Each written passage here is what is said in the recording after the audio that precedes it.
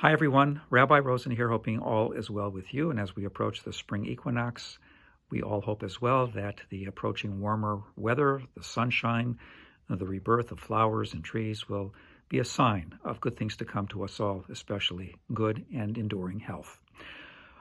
We have all heard about, and many of us have encountered personally, one of the strange outcomes of those who are afflicted with COVID, the loss of a sense of taste and smell.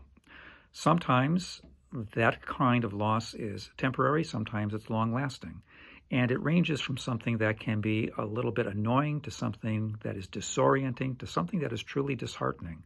It is hard to go through life without the familiar aromas of a cherished dish, of springtime flowers, of the kinds of things that bring joy and familiarity to us all. But enter this week's Torah portion and we see another dimension, especially when it comes to this sense of smell.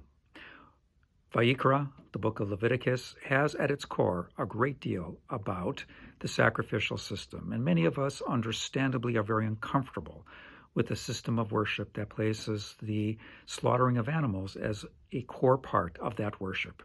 But even though it is distant from our own sensitivities, at the same time it has much to teach. There is, for example, a sacrifice known as the olah, the burnt offering that is burnt entirely upon the altar. And we are told that with this sacrifice, if you are too poor to offer a bull or a sheep, you are free to offer a bird. And the bird in its entirety, including the wings with its feathers, are burnt upon an altar, and it will be a reach nichoach l'Adonai, a pleasing aroma unto God. The problem, of course, is that burning feathers have a terrible smell. They emit a very powerful, foul aroma.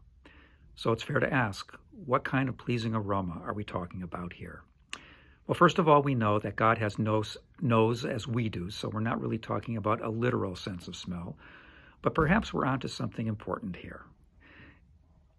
When we look at the sense of what we are capable of smelling distant from the senses, the physical senses themselves, we see something very important.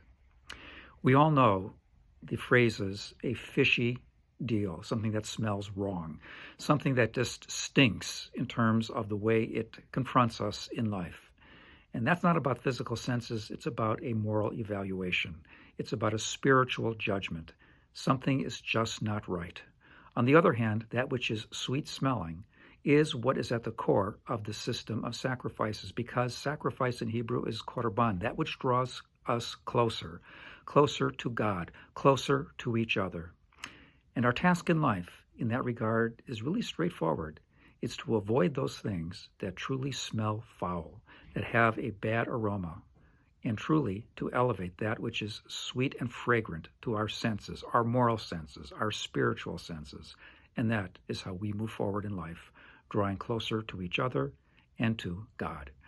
I hope that we will all be privileged to have that sense of fragrance in our lives, and that it will be an added and wonderful experience for us as we move closer to Pesach.